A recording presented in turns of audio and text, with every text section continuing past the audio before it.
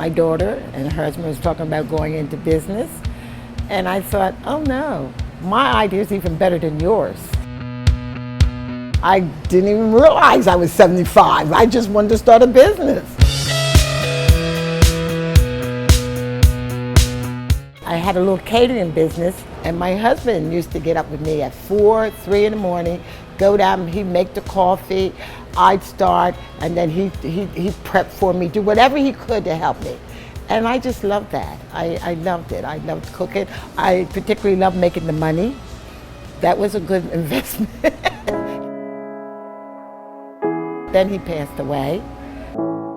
I stopped doing a lot of things, and I lived 1 year without doing anything. But when the kids started having their own business, I thought, there's the time, there's the time. So I rushed in with my ideas, and they took it and ran with me. We just thought we would, me and my husband thought we'd just have a business and everything else. And in talking with my mom, you know, she brought all of her ideas of having a restaurant. Well, my son-in-law had a business in Brazil, so he had some knowledge of business. I knew nothing about business. We had several challenges. We felt like we had all the, you know, the little details in place to move forward and open the business. And when we presented the plan to the bank, which we needed their help, you know, for cash flow and, you know, so we could be in business, it took them several months to come back to us and say like, yeah, we don't like it. We're not going to lend you. And that was the end of it. And then we had to ask, what is it? It's like, well, we don't like your menu, and we don't like the venue you're choosing. The following week, we had a meeting with the SBDC, and we brought over to Carrie. It's like, Carrie, this is where we're at. What do we do? Restaurants can be very dicey, they're very risky, and banks are very risk adverse, right? It's not enough to have great recipes. It was our job to make sure that, one, they had a really, really strong plan. And not just words on paper, but projections to back that up so that they could see when the profit was going to start to hit.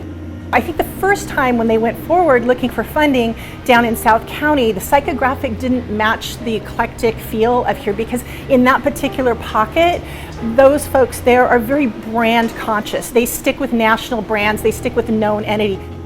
And Carrie kind of, it's like, you know, stay put. It will come to you guys. You guys will be in business fairly shortly. And but there's a venue that I want you guys to look at. And she's like, go and look at the Anaheim Packing House. The bank at that point was a little bit more willing to look at this location because they knew what Anaheim was doing for the, you know, for this building. Finally, they decided to, you know, to back the plan and give us, you know, the cash flow that we needed for us to be operating and be in business, though. We had 4,500 people here on opening day, but they kept coming and they kept coming. Well, the aha moment was actually when I walked through our back door. It was our second day of opening up for breakfast on the weekend. And I looked at our dining room. We had at least 8 tables full, and I could hear the dishwasher and the clanking of the dishes. And it just was like, oh my gosh, you know, this is a full-fledged restaurant, and here we are.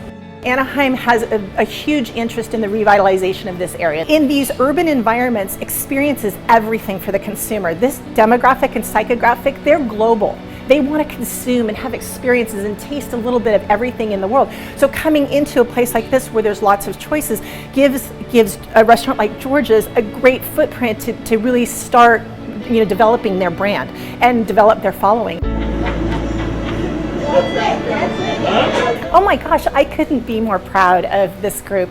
If I could clone them as clients, I would do it over and over and over again.